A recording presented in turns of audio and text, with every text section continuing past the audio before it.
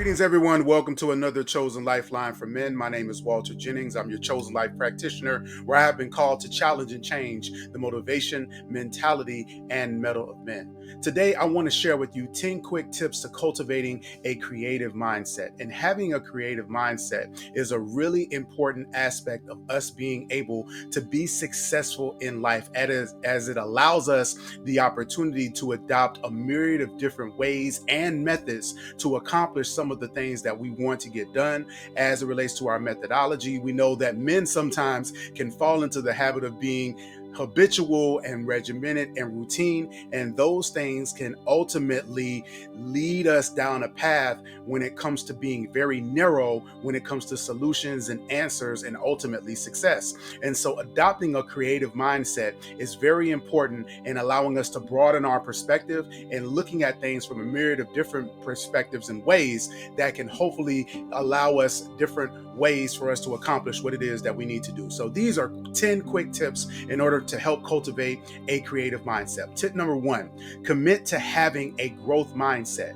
Now, Professor Carol Dweck and her colleagues at Stanford University, they've demonstrated that having a growth mindset, which is those who believe that their abilities like creativity can be developed and improved throughout their life, they tend to outperform those individuals who have what are called a fixed mindset, which are those who believe that fundamental abilities like creativity are predetermined and unchangeable, and that talent alone is the key to success. In other words, there are some people who believe that there are some people who are creative and there are some people who are absolutely not, and it is ultimately dependent upon your talent. And this is something that as men we see when it comes to sports. When our children begin to illustrate a certain aptitude or ability or skill for a certain position, we immediately try to assign them to that position, and then if we're not careful, we will lock them in. However, what we're starting to see in this day and age is that coaches are really beginning to have students or our children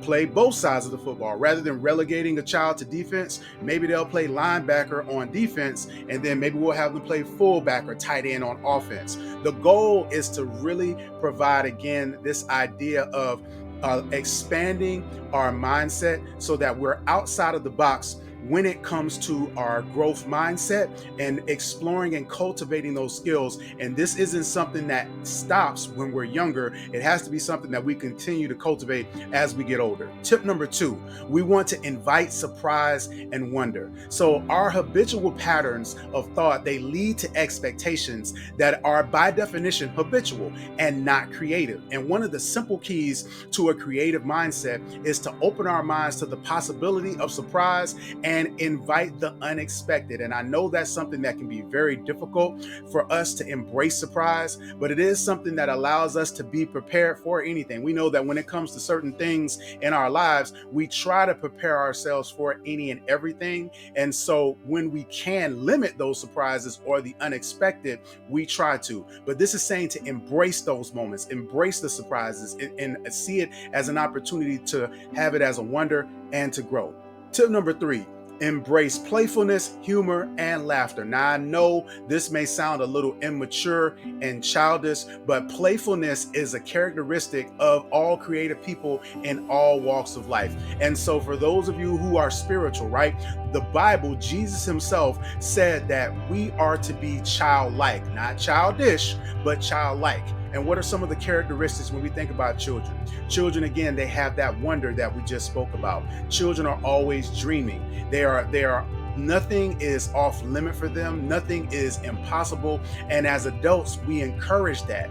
However, what happens when we get older? We begin to try to focus them in and have them to concentrate on a few areas, which there's absolutely nothing wrong with that. But we want to never quench that passion and that zeal for dreaming, to always make sure that we're keeping our mind open to all of the things that could happen and those things that could be. So we want to embrace the playfulness and the humor and the laughter and all the things that come along with keeping ourselves light so that we can have a good perspective when it comes to our outlook on life. Number 4, we want to clarify our purpose. Now, inspire your creativity by clarifying what it is that you want to create. And if you have a challenge with that, try this exercise. Get a pencil and a blank piece of paper serve, and take a few minutes to write down what you believe your creative purpose is. When you think about why you are here on earth, what it is you would like to accomplish and do,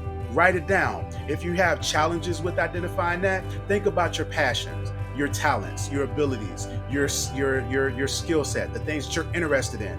Write those things down. And often what you will see is that those things are directing you into a specific path that is directly related to your purpose. And it is so imperative that we know exactly what our purpose is so that we don't find ourselves becoming distracted and deterred by our responsibility and pulling ourselves away from a purpose-driven life. Number 5, we want to strengthen our confusion endurance. Now, this is our ability to be able to handle unclear and challenging situations where the answer isn't always as apparent, where we're given a task or an assignment, or we even have a leadership where they're not sure exactly how to solve a particular problem. And so it's important for us to lean into that confusion, to lean into those areas of uncertainty and instability. If we've been called to a certain assignment or to a certain job, allowing ourselves the freedom and the latitude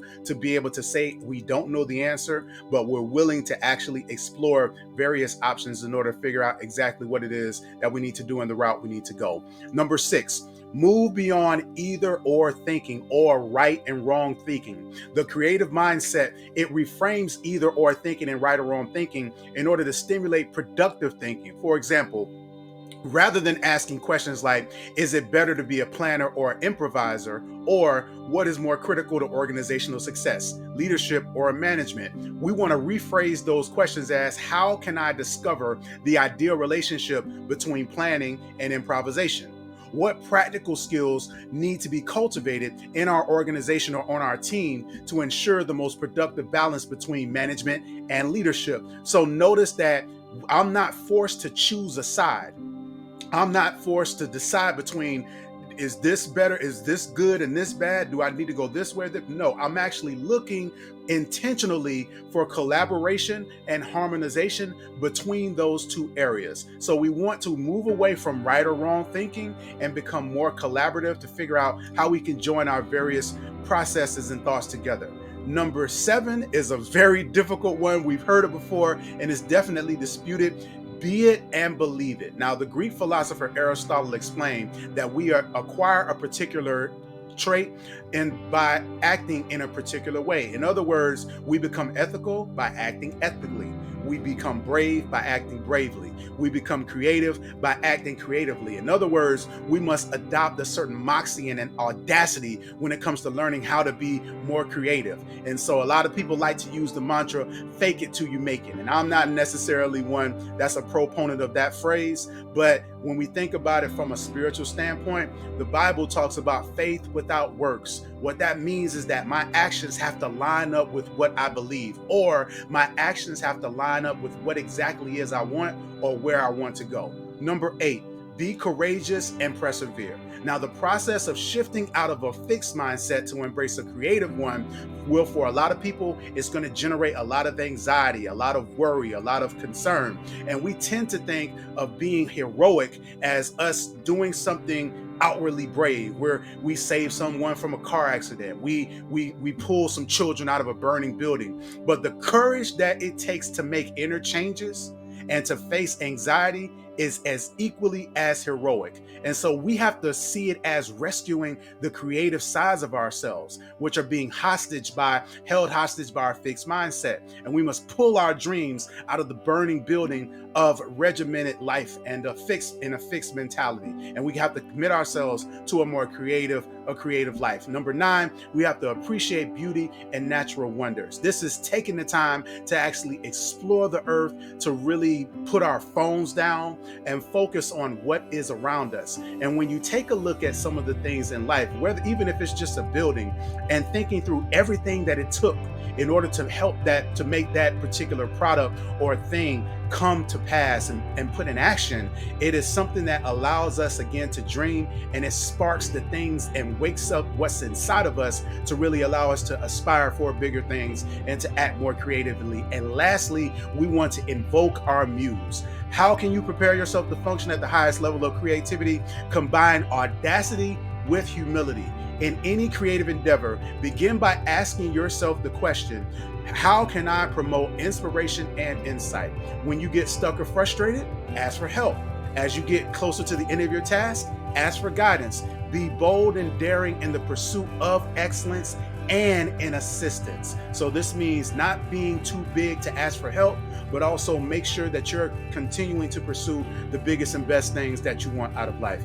Hey, you all, thank you so much for tuning into this Chosen Lifeline for Men. I know this was a mouthful, but when we talk about creativity, it's something that I get really excited about because I have seen the benefits of adopting a creative mindset in my life, and I hope that you will also see it in yours. Speaking of that, reach out to me for a session. I would love to talk with you about the ways that you may have embraced a creative mindset in your life and how it's worked for you or how it can work for you. Again, my name is Walter Jennings from Chosen Life Specialist, where I've been called to challenge and change the motivation, mentality, and mettle of men.